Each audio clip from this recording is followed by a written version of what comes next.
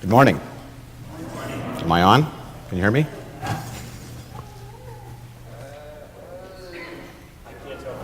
Can you hear it? Okay, I can't, so I'm the lucky one.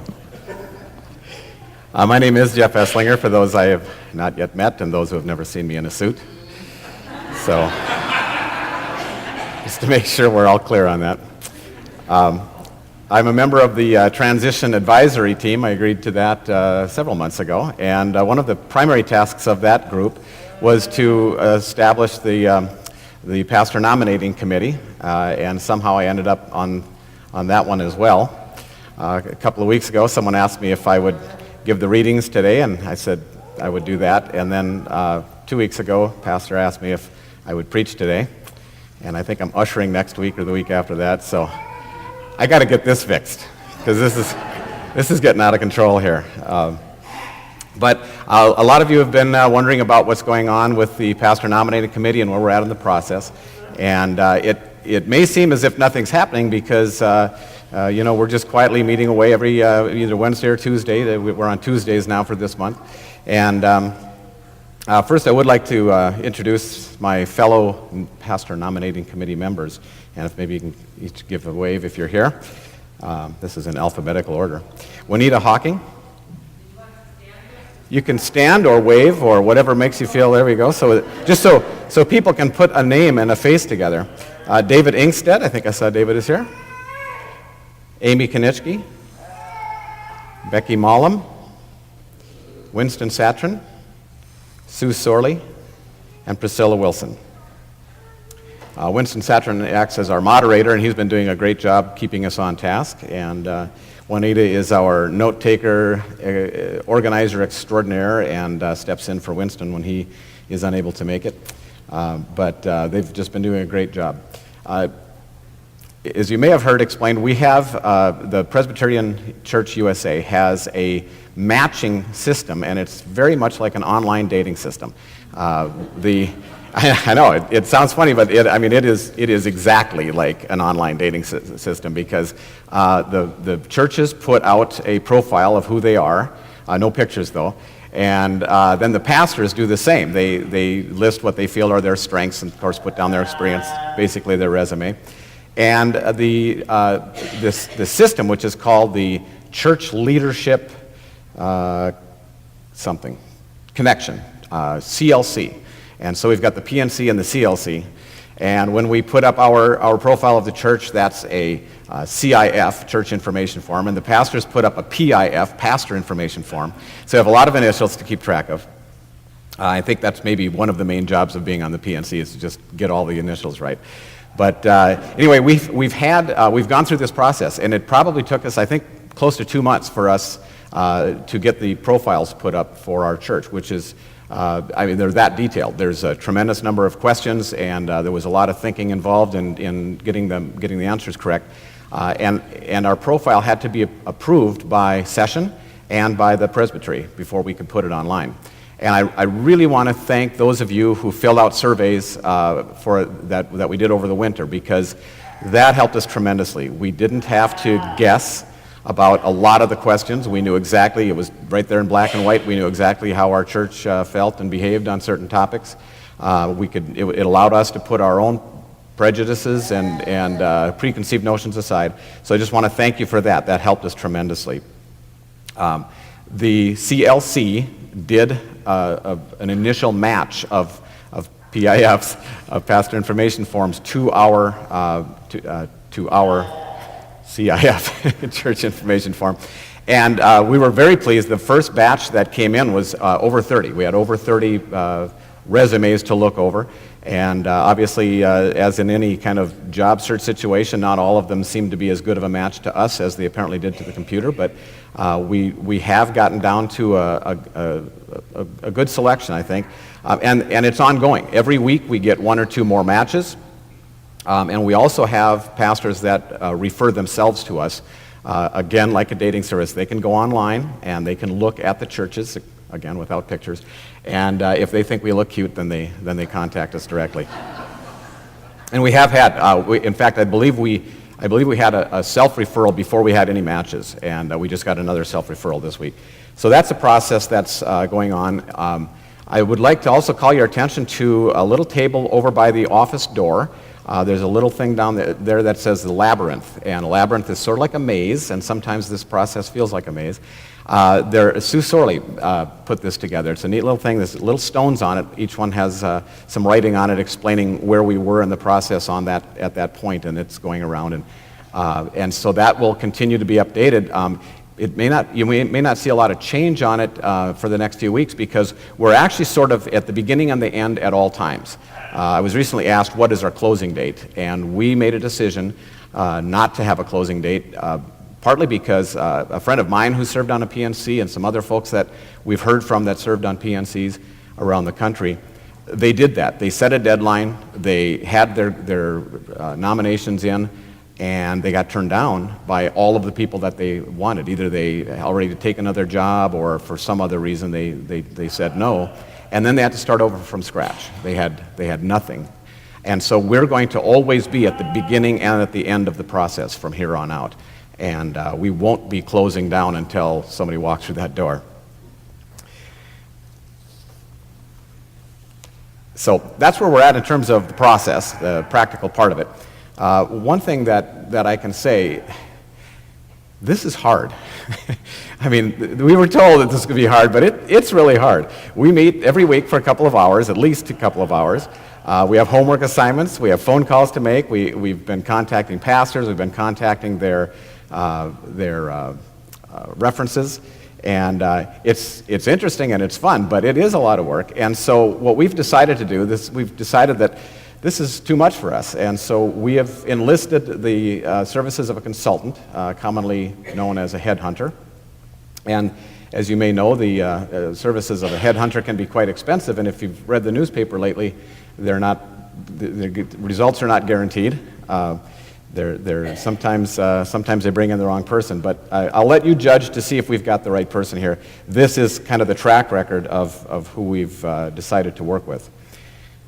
To establish an entire nation, he chose an elderly couple beyond their childbearing years. To save that nation from a formidable enemy, he chose a 12-year-old boy with a slingshot. And to save all of mankind, he chose a self-educated, some would say uneducated, carpenter who traveled with a handful of poor fishermen friends and never got more than a few miles away from his home. So that's his track record. I don't know, what do you think? Did we get the right guy? The point is, we in the PNC are not hiring a pastor. I think when we started out, we thought we were. But we have come to the conclusion that our job is to do what we heard in the Old Testament this morning, is listen. Listen to the calling of the Lord, because he is the one who is going to call a pastor to this ministry at First Presbyterian Church in Bismarck. And that is hard, and that is not our job at the PNC exclusively. It is also all of our job in this congregation. We have to keep in mind that all of these pastors out there, including some that are not being sent to us through the computer system, they are also seeking God's will, and they are seeking God's call. And for someone, we are that call. And so our job is simply to listen in the same way that they are trying to listen to the Holy Spirit and to find the match of that call. Now you notice that this sermon is called Two Calls, and those are not the two calls. Our call to them and their call to this ministry is one call. What I mean by two calls is that as the Holy Spirit moves, he is also, with all of the changes that are going on in this church and will be when we get a new pastor, he is also calling this ministry, this congregation, to a new ministry. If you think about it, we're going to have a new pastor. We have been gaining new members recently, and we certainly hope that we will be gaining new members with the new pastor and that our church will grow. And if that happens, we will not be the church that we have been in the past. Some people will not be here who used to be here, and hopefully many people will be here who used to not be here. And we have all these people moving into our city, and we hope to welcome them into our congregation. And so we will have a new church, and so it makes sense that we'll also have a new ministry.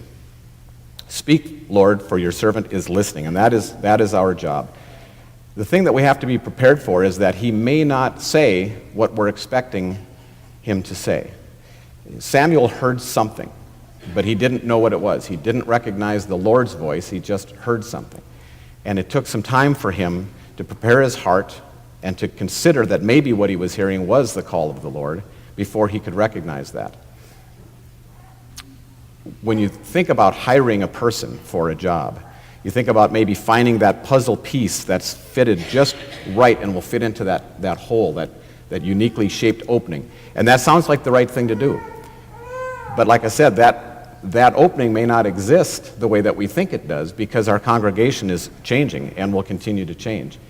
And so that's why I call this the sermon Two Calls. Think about the incredibly unlikely people that God has called into positions of leadership in the history of our church. And think about the times that were happening at the time of those calls. Obviously, Abraham, why would you call a person of great advanced age to be the father of a nation? Certainly David, a 12-year-old boy with a slingshot going up against a giant soldier with full armor.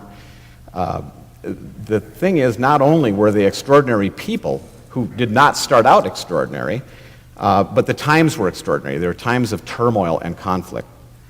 And I don't mean to say that some of the little hiccups we've had in our church over the past couple of years, granted they seem quite large to us, but they certainly don't rise to the level of the really epic kinds of things that are going on in the Bible at those times. But we can learn a lesson from that, is that from turmoil and conflict and from difficult times, God can bring about great ministry and great things from all of us, not just by bringing someone new in, but by renewing our calling as well. Another thing, I guess, first of all, I want to just say I think Pastor Rick has done a great job of giving us all an opportunity to say our piece and be heard, an opportunity to get together and talk out some of the disagreements that we've had, express our disappointments, and I think that we've had a great process in place here for the last, year that has helped us work through all of this.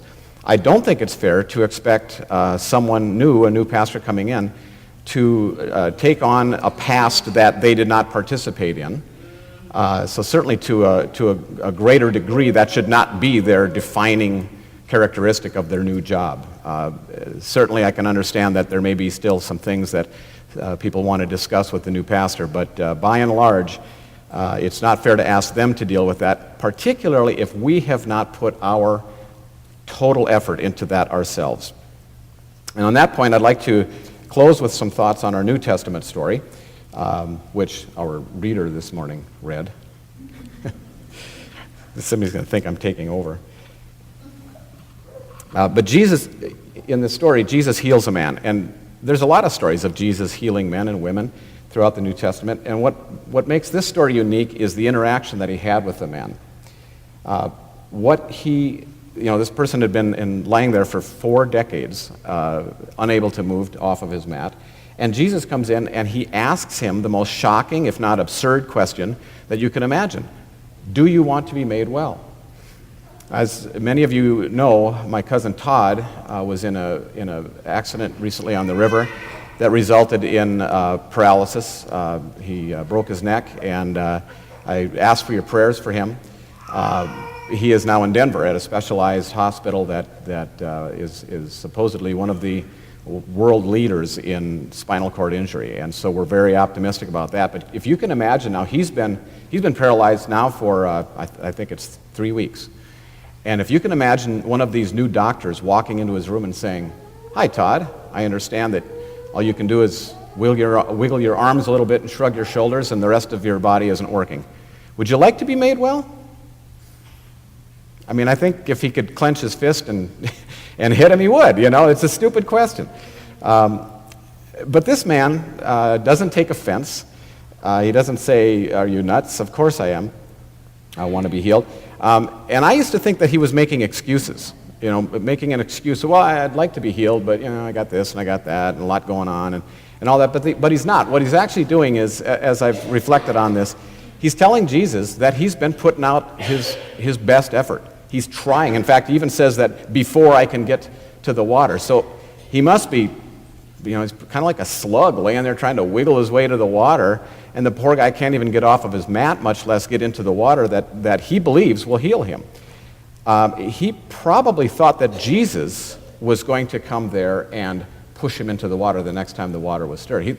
That would be the highest thing that he could hope for, but instead Jesus surprises him, and he says, "Would you like to be made well?" The man explains why he hasn't been able to get well, and Jesus says, "Stand up, take up your mat, and walk."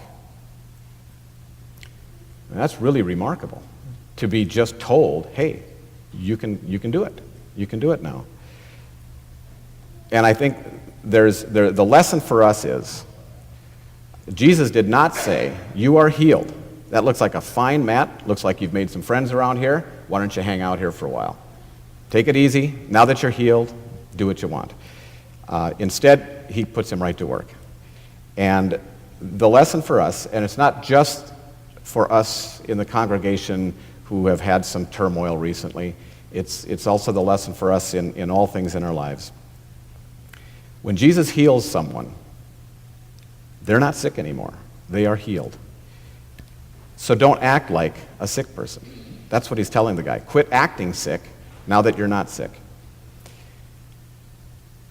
So the words from Jesus today are, "You are healed.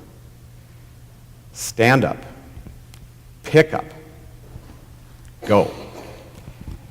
It's great to be healed by Jesus. It really is. But what's even greater than that is what comes next. Amen.